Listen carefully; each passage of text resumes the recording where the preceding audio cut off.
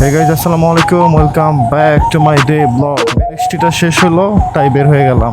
প্রতিদিন কোথায় যাব, কি করব, সবকিছুর একটা ব্লগ দিব, ডে ব্লগ যেটাকে বলে। আরে বাবা, প্রতিদিন মাঝখানে এসে পড়ছে। ওর কি মাঝখানে চলার জায়গা? বাসটা বামে থামবে, তো আমাকে এখানে একটু স্লো যেতে হবে কারে। ওকে, আমি একটা ফেস মাস্ক কিনবো, নিনজা মাস্ক। সেটা নিনজা মাছ আছে না, এই সেটটা মোটল সেটটা চিনা নারায়ণগঞ্জ, ঢাকা গেলে নিয়ে আসতে হবে। গাড়িটা যা, এইটা আমার করা না, হ্যাঁ, কেউ আবার আমার ছাপড়ি বললেন না। মাঠগাটটা ও আমাকে দেয় নাই, এটা নাকি ছিল না, ও নাকি এটাকে মডিফাই করে রাখছে। মোটামুটি এদিকের গাড়িগুলো একটু শৃঙ্খলার মধ্যে দাঁড়ায় আছে। প্রতিদিন এতটাই বিশৃঙ্খলা সৃষ্টি করে দেয়, কোনো কিছু করার নাই। আমরা বোকাচোদারা এইভাবেই চলবো। একদম ধাক্কা লেগে ওই দিকে চলে গেছে।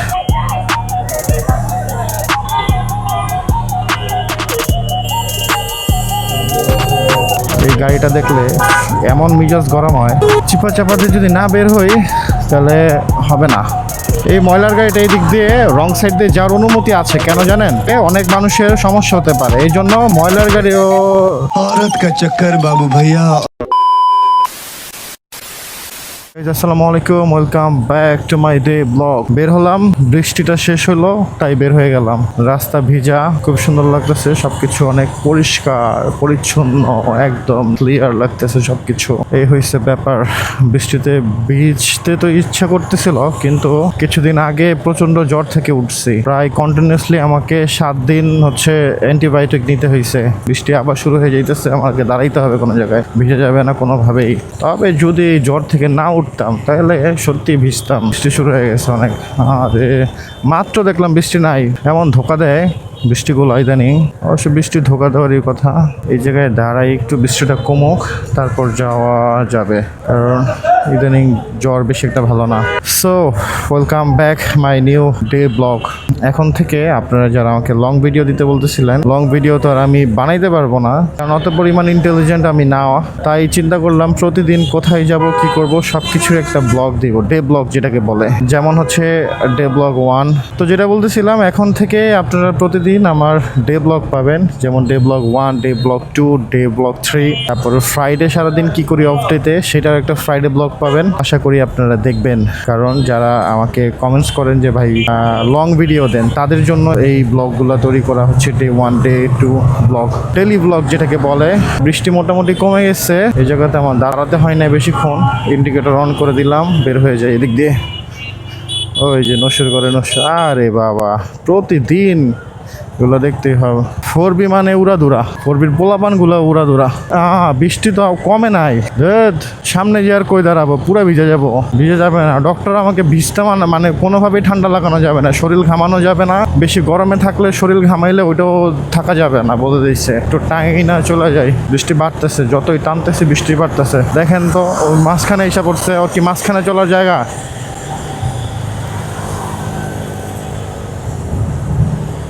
কবে মানুষ হইব, কবে এগুলো ঠিক হবে?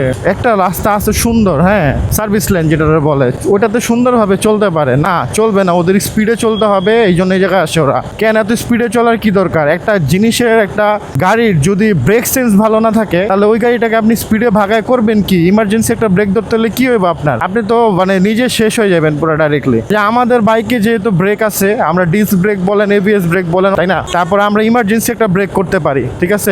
আবার ইঞ্জিন একটা ব্রেক আছে, এটা করতে পারি, এটাকে ইমার্জেন্সি ব্রেক বলে। ইঞ্জিন ব্রেক করলে আমাদের বাইকটা একটু দ্রুত থেমা যায়, ঠিক আছে? আর ABS থাকলে তো প্রবলেমই নাই, নন ABS একটু লেট হয় থামতে, আর ABS খুব তাড়াতাড়ি থেমা যায়। তো আমরা ওইভাবে চলতে পারি, যেমন আমাদের ম্যাক্স স্পিড আমরা 100+ চলতে পারি। আমাদের এই জিনিসটা এভাবেই বানানো হয়েছে। তারপরে প্রাইভেট কার বলেন, ট্রাক বলেন, বাস বলেন, তাদের ব্রেক সেন্স অনেক ভালো। তো এই যে এগুলা, এই যে যাইতেছে উপর দিয়ে দেখেন, ওদের ব্রেক সেন্স কেমন ওরা নিজেরাও জানে। তারপরেও কিভাবে একটা এত জোরে গাড়িটাকে চালানো দরকার হয় ওদের এই হাইওয়ের মধ্যে? দরকার কি? সার্ভিস লাইনে থাকেন, বাইচা থাকেন, নিজের ফ্যামিলির জন্য বাইচা থাকেন। এরকম বোকাচোদার মধ্যে কাজ করার দরকার আছে? এই যে সুন্দর যাইতেছে, যাক, আস্তে আস্তে যাইতেছে, এক সাইড দিয়ে যাইতেছে, একজন একজনকে হেল্প করতেছে, মানা যায়, এটা ভাবা যায়, ধরা যায়। মাঝখানে এসে এগুলা কি মাঝখানে রাস্তা পুরো ভেজা, মোটামুটি 60-এর মধ্যে থাকি, এটি আপ করা যাবে না, রাস্তা ভেজা আছে, স্কিড করার চান্সেস থাকে। আজকে আমার এই ব্লগটাতে মাইকে নয়েজ আসতে পারে, কারণ নয়েজ ক্যান্সেলেশনটা আমি অফ করি নাই। কালকে একটা ভিডিও করছিলাম, তখন নয়েজ ক্যান্সেলেশনটা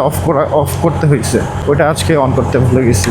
আচ্ছা দেখি পরে এডিটিংয়ে যদি পারি কিছুটা ডেভেলপ যদি হয় তাহলে তো ভালো। বাসটা বামে থামবে, তো আমাকে এখানে একটু স্লো যেতে হবে, কারণ এই বাসের মুখের সামনে দিয়ে একটা অটো বেরোতে পারে, এই যেদিক দিয়ে বের হয় মোরকাইটা এই পর্যন্ত এসে পড়ে অনেক সময়। এই জায়গায় আবার কাজ চলতেছে ব্রিজের, ও বড় করতেছে। এই যে এইটা ইদানিং, এটা যখন নতুন করছে, এই যে এটা ছিল না, এখানে একটা অ্যাক্সিডেন্ট হলে যে কোনো একটা গাড়ি রাস্তার বাইরে পড়ে যাবে নিচে, এখন এটা এখানে রেলিংটা বসাইতেছে, ভালো কাজ করছে। এখন যদি কোনো গাড়ি ডিভাইডারের সাথে বাড়িও খায় তাহলে এই রেলিংগুলোর জন্য বাইরে পড়বে না, এখানেই থেকে যাবে, সেফটি গার্ড যেটারে বলে। ওকে, আমি একটা ফেস মাস্ক কিনবো, নিনজা মাস্ক, সেটা পাইতেছি না মোটলফের, কিন্তু অর্কারটা পাইতেছি, আর একটা যেন কি বলে ডিসিএস এরটা পাইতেছি, কিন্তু আমার লাগবে মোটলফের, যেটা পরি রেগুলারলি। এইটাতে একটা প্রবলেম হয়ে গেছে, এটা পড়তে পড়তে অনেকটা নষ্ট হয়ে গেছে আর কি।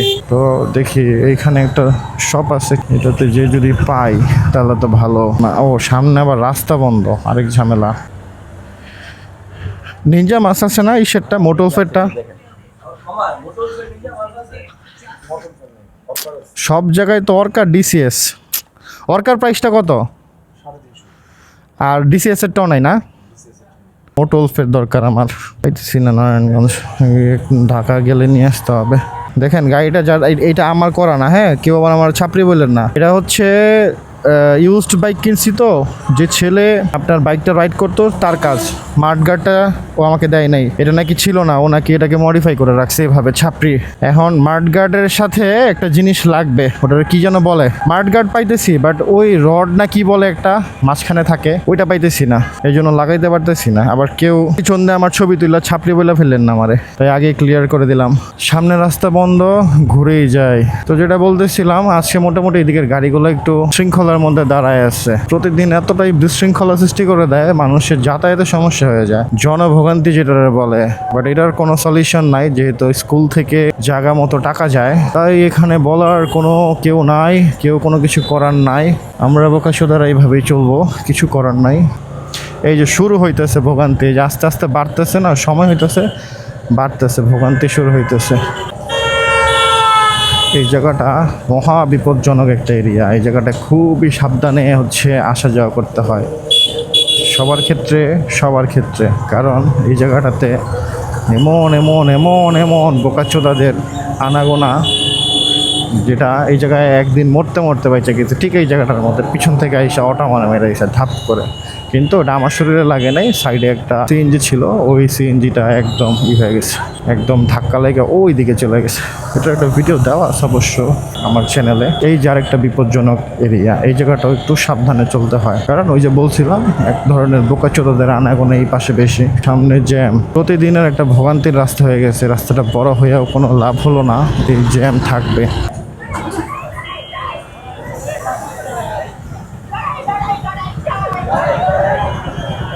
স্টুডেন্ট বাচ্চারা লড়াইয়ের জন্য নামছে, কি বিষয়ে পড়তে তো পারলাম না, গাড়ি চলে আসছিল সামনে। যাই বলেন, 4Bর চাকাটা কিন্তু সুন্দর লাগতেছে।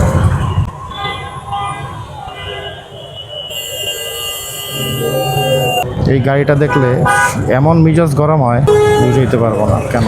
অবশেষে জ্যাম জুম পার করে আসলাম চাষারা। এখন এই চাষারা মোড়টাকে পার করতে লেগে যাবে অনেক সময়, আধা ঘন্টার উপরে। এটাই ভালো লাগে না, প্রতিদিনের ব্যাপার, কিছু করার নাই। যেহেতু সিটি চিপা চাপাতে যদি না বের হই তাহলে হবে না, সারাদিনের মধ্যে খুব বেশি ভালো সময় চলে যাবে এই জায়গাতেই। এই হচ্ছে ব্যবস্থা। ওই দেখ, চাকা নিচেই নামাই দিছে, করছে কি, মা বাবার দোয়ারে শোয়াই ফেলছে একবারে। এত পাগল হয় কেন ড্রাইভারগুলা? এই যে গাড়ির কোনো মায়া নেই, সম্ভবত ভাড়ায় চালিত, মালিকের গাড়ি মনে হয়, তাই কোনো মায়া নাই আর কি।